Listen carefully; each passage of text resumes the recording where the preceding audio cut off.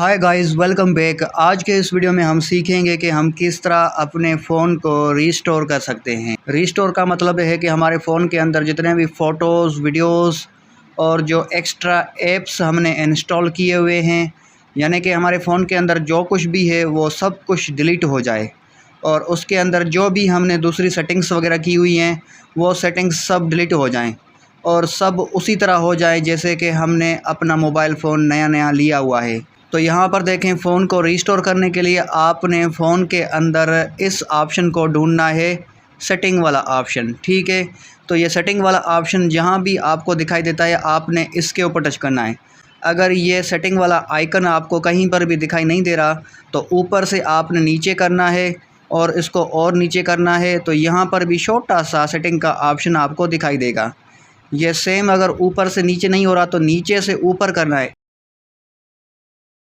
ठीक है, तो यहाँ पर आपने इसको ओपन कर लिया है। बात करते हैं कि ये रीस्टोर करने की ज़रूरत क्यों पड़ती है। इसकी ज़रूरत तब पड़ती है जब आप फ़ोन को सेल करते हैं, फ़ोन को बेचते हैं, तो आपके फैमिली फ़ोटोज़, वीडियोज़, कुछ ऐसी चीज़ें आपके फ़ोन के अंदर होती हैं।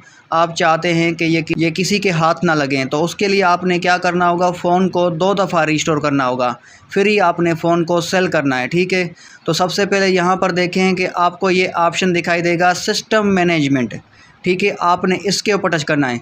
अगर ये ऑप्शन आपको नहीं दिखाई दे रहा यहाँ पर, तो उसकी जगह पे ऊपर आपको यहाँ पर सर्च का ऑप्शन दिखाई देगा, आपने इसके ऊपर टच करना है। आपका कीबोर्ड ओपन हो जाएगा, फिर आप सिस्टम मैनेजमेंट लिखेंगे इस तरह, तो वो आ जाएगा। यह देखें, सिस्टम मैनेजमेंट आ चुका है। सिस्टम मैनेजमेंट के ऊपर टच करने के बाद यहाँ पर अब आपने किस ऑप्शन के अंदर टच करना है। यहाँ पर देखें, बैकअप एंड रीस्टोर, आपने इसको टच नहीं करना है। इसको टच करेंगे तो इसके अंदर कुछ और ऑप्शंस ओपन होंगे, जिसमें से एक ही ऑप्शन आपको दिखाई देगा बैकअप का। किसी मोबाइल में अगर इस ऑप्शन के ऊपर टच करें तो रीस्टोर का भी ऑप्शन मिल जाता है, लेकिन इसमें नहीं मिल रहा। इसमें आपने जाना है रीसेट ऑप्शंस, आपने इसके ऊपर टच करना है। इसके ऊपर टच करने के बाद यहाँ पर देखें बहुत सारे ऑप्शंस दे दिए गए हैं। ये वाला जो ऑप्शन है रीसेट ऑल सेटिंग, अगर आप इसके ऊपर टच करेंगे और नीचे रीसेट ऑल सेटिंग करेंगे तो आपके फ़ोन के अंदर जो भी फ़ोटोज़, वीडियोज़, जो भी स्टोरेज होगी वो खाली नहीं होगी, वो डिलीट नहीं होगी। बस आपके फ़ोन की जो सेटिंग वगैरह है वो रीसेट हो जाएगी, उसी तरह हो जाएगी जैसे कि आपने नया फ़ोन लिया है। नए फ़ोन के अंदर जो डिफ़ॉल्ट सेटिंग होती है वो हो जाएगी। ठीक है, अगर आप फ़ोटोज़, वीडियोज़ डिलीट नहीं करना चाहते, फ़ोन ठीक से काम नहीं कर रहा या फिर सिम कार्ड के सिग्नल्स नहीं आ रहे, तो फिर आप रीसेट ऑल सेटिंग कर सकते हैं। कि रीस्टोर करना है, सब कुछ डिलीट करना है, तो हम इसको बैक करेंगे। बैक करने के बाद यहाँ पर देखें, erase all data factory reset. ठीक है, इरेज ऑल डेटा यानी कि सब कुछ डिलीट करें, सब कुछ मिटाएँ। फैक्ट्री रीसेट यानी कि जो फैक्ट्री सेटिंग है, यानी कि इसकी जो शुरुआती सेटिंग थी मोबाइल की, जब हम डब्बा पैक लेते हैं, मोबाइल को ओपन करते हैं, तो वो वाली सेटिंग हो जाए। तो इसके लिए आपने इस ऑप्शन के ऊपर टच करना है।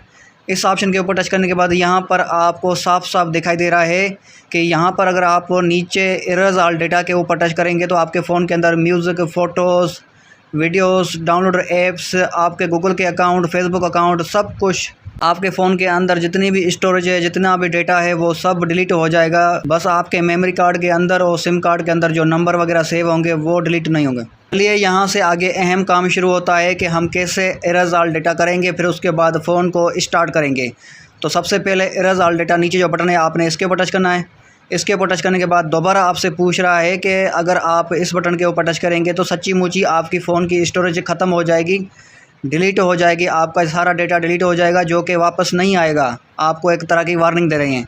अगर आप सोच समझ के इरेज कर रहे हैं, सब कुछ डिलीट कर रहे हैं, तो आप नीचे वाले बटन के ऊपर टच करें, इरेज ऑल डेटा। इसके ऊपर मैं टच करूँगा। अगर आप भी सचमुच ही कर रहे हैं तो फिर आपने सोच समझ के करना है। अगर आपके फ़ोन के अंदर कोई डेटा काम का है, फ़ोटोज़, वीडियोज़, अगर आपके फ़ोन के स्टोरेज के अंदर कोई ऐसी चीज़ है जो कि आपके काम की है, जो आपको बाद में चाहिए, तो आपने क्या करना है, सबसे पहले उसको आपने शेयर या फिर इजी शेयर कर लेना है। ठीक है, फिर उसके बाद आप इरेज ऑल डेटा इस बटन के ऊपर टच करेंगे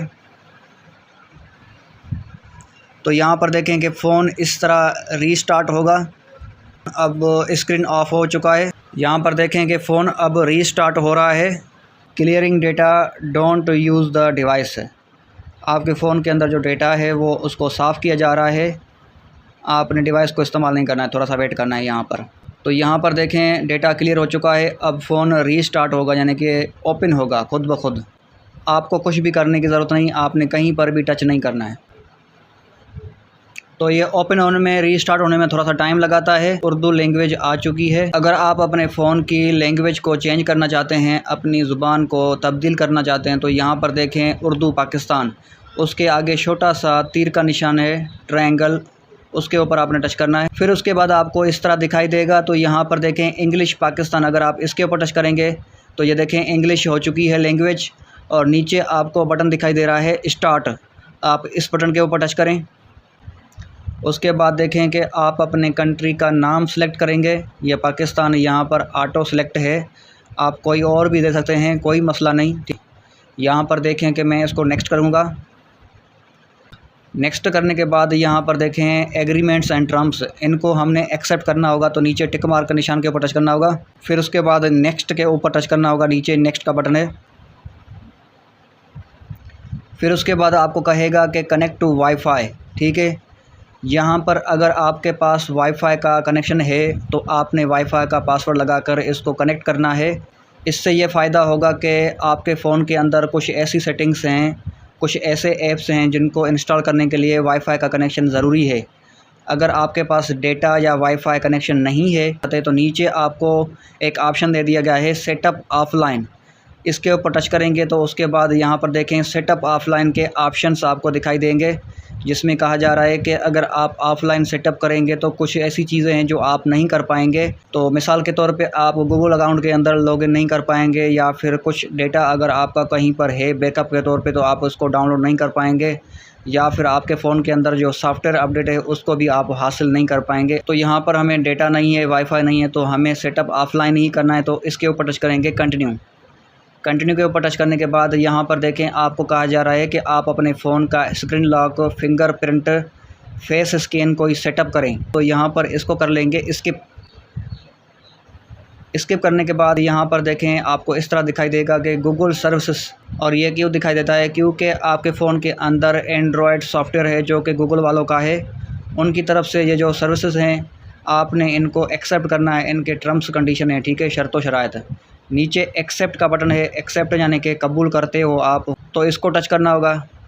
जैसे ही आप इसको टच करेंगे तो गेटिंग योर फ़ोन रेडी। अब यहाँ पर कह रहे हैं कि सर्विसेज रिकमेंडेशंस आपको ये इस तरह दिखाई देंगी। जब आप फ़ोन को चलाएंगे तो हर एक चीज़ चलाने से पहले आपको कुछ रिकमेंडेशंस आएंगी, तो आपने इसको नेक्स्ट करना है।